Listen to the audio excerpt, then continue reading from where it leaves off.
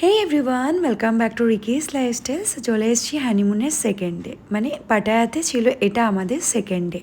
তো এখানে আমাদের হোটেল থেকে পিক আপ করে নিয়েছে গাড়িটা এবং নিয়ে যাচ্ছিল আমাদের ডেস্টিনেশনে।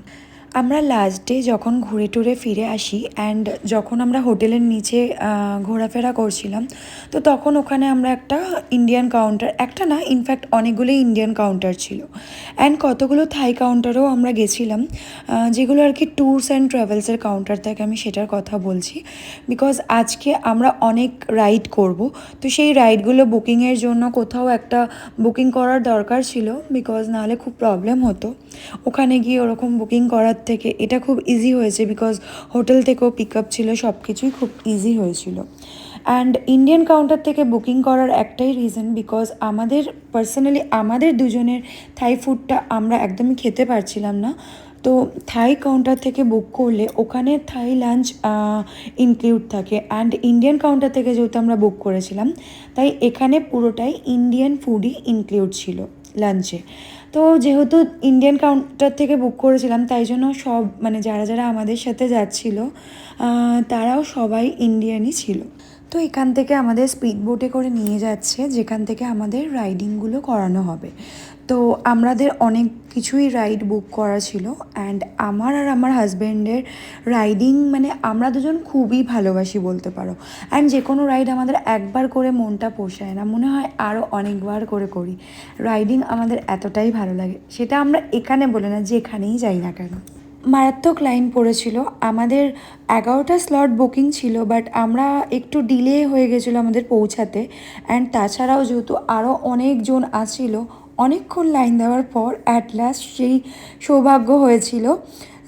তো এখানে দেখতেই পাচ্ছ যে সেফটি জ্যাকেট যা যা ছিল, লাইফ জ্যাকেট, সেগুলো আমাদের পরিয়ে দিচ্ছে একদম টাইট করে, কারণ একটু 19-20 হলেই তো বুঝতে পারছো না যে কী হতে পারে। তো সেফটি জ্যাকেট পরে আসার পরে আবার আমাদের লাইনে দাঁড়াতে হয়েছিল। তো অনেকক্ষণ লাইনে দাঁড়ানোর পর অ্যাট লাস্ট আমাদের যখন টার্ন এলো, তো ফার্স্টে আমি ওকে পাঠালাম। তো ও ফার্স্টে গিয়ে মানে ওর এক্সপিরিয়েন্স আমাকে বললো এসে, দেন আমি গেছিলাম। তো দুজনেরই এক্সপিরিয়েন্স খুবই ভালো ছিল, বিকজ যখন ফার্স্টেই আমরা মানে উঠছিলাম তখন একটু মানে প্রেশার ক্রিয়েট হচ্ছিলো, জানি না মানে খুব হাওয়ার এত প্রেশার ছিল না, সেই হাওয়ার প্রেশারটা লাগছিল। তারপরে একটু জাস্ট ওই দিকে বোটটা ঘুরতেই তখন একদম নর্মাল লাগছিল, ওরকম কোনো ব্যাপার ছিল না, যে মানে ফার্স্টে যে ভয়টা আর কি লাগছিলো, তো খুবই ভালো লাগছিল তারপরে। তো এখানে ওর হয়ে গেছে, এবার ও দেখতেই পারছো যে ল্যান্ড করছে। অ্যান্ড আমি এই সময় মনে মনে ভাবছি, ও মাই গড, নেক্সটে আমার টার্ন। তো যাই হোক, এখানে আমার টার্ন চলে এসছে। তো বললামই এক্সপিরিয়েন্স সত্যি খুবই ভালো ছিল। ফার্স্টে একটুখানি মানে ওই হাওয়ার প্রেশারে একটু ওরকম লাগছিলো, বাট আস্তে আস্তে একদম নর্মাল। আবার ওই দিকে গিয়ে আবার আমাদের ডিপ করেছিল দুজনকেই জলে, মানে মানে ওইটা খুব একটা ঝাটকা লেগেছিলো যখন জলে ওপর থেকে ধুপ করে পড়ছিলাম, জাস্ট হালকা একটা, আর কিছুই না, খুবই ভালো ছিল এক্সপিরিয়েন্স। তো আমাদের এখানে প্যারাসেলিং করা হয়ে গেছে অ্যান্ড আমরা বেরিয়ে পড়েছিলাম আমাদের নেক্সট রাইডের উদ্দেশ্যে।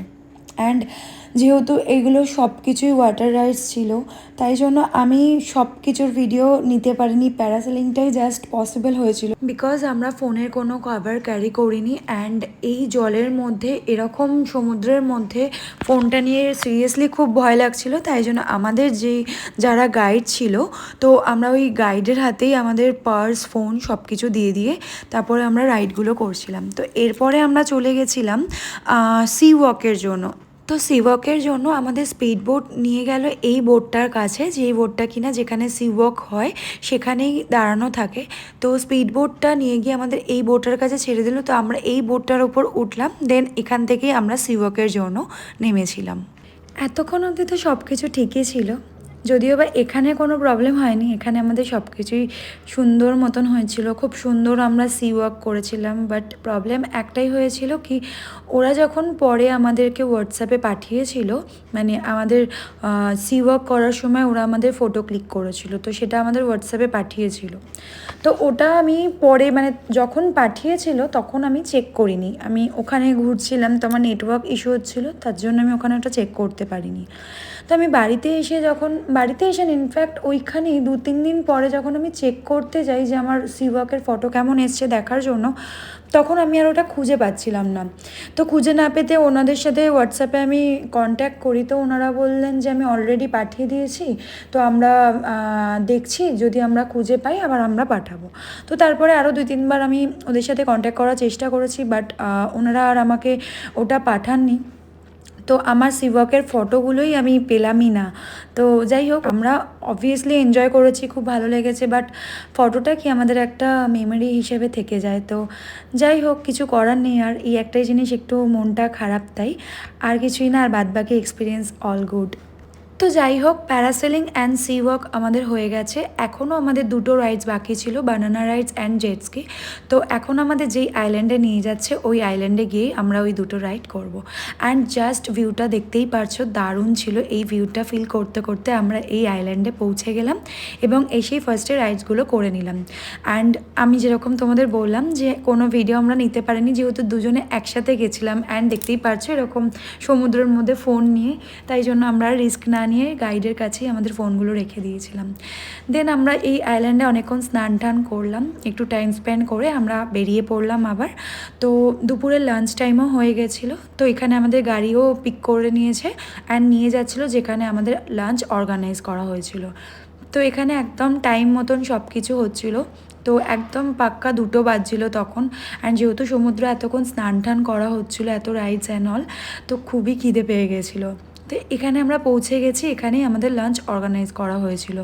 জায়গাটা তো দেখে আমার জাস্ট দারুণ লাগছিল, মনে হচ্ছিল যে এরকম ভিজা অবস্থায় কীরকম, মানে একটা ইরিটেটিং হচ্ছিল কেমন নিজের মধ্যেই একটা। যাই হোক, জোকস পার্ট। তো আস্তে আস্তে আমরা ভেতরে গেলাম এবং ভেতরে গিয়ে দেখলাম জাস্ট দারুণ অর্গানাইজ করেছিল জিনিসটাকে। মানে লাঞ্চের জায়গাটা খুবই ভালো ছিল, মানে আমি এটা বলতে চাইছি যে একদম নিট অ্যান্ড ক্লিন ছিল। অ্যান্ড বুফে সিস্টেম ছিল, অ্যান্ড ইন্ডিয়ান ফুড ছিল, ননভেজ ভেজ দুটোই ছিল, বাট দুটো আলাদা আলাদা পার্টিশন করা ছিল। ভেজ কাউন্টার আলাদা ছিল অ্যান্ড ননভেজেরটা আলাদা ছিল। তো আমরা গিয়েই আগে এখানে প্লেট নিয়ে নিলাম। দেন এখানে আইটেমের মধ্যে ছিল স্যালাড ছিল, দেন ছিল রায়তা, দেন ছিল স্যুপ। স্যুপের পরে যা যা থাকে রুটি, ডাল, পনির, ওখানে একটা মিক্স ভেজ ছিল। দেন ননভেজের মধ্যে ছিল চিকেন অ্যান্ড রাইস। জাস্ট একদম সিম্পল অ্যান্ড সোভার খাবার দাবার। দেন আমাদের হোটেলে ড্রপ করে দেয় এবং খুব টায়ার্ড ছিলাম, এবার আমরা একটু রেস্ট করব। অ্যান্ড এটাই ছিল আজকে আমাদের সকালের পুরো মানে রুটিনটা। তো আসছি তোমাদের সাথে নেক্সট ভিডিও, ইভিনিংয়ে আমরা কোথায় কোথায় গেলাম, কী কী করলাম সেগুলোই নিয়ে আসছি। সো চলো, টাটা বাই বাই, দেখা হচ্ছে নেক্সট ভিডিওতে।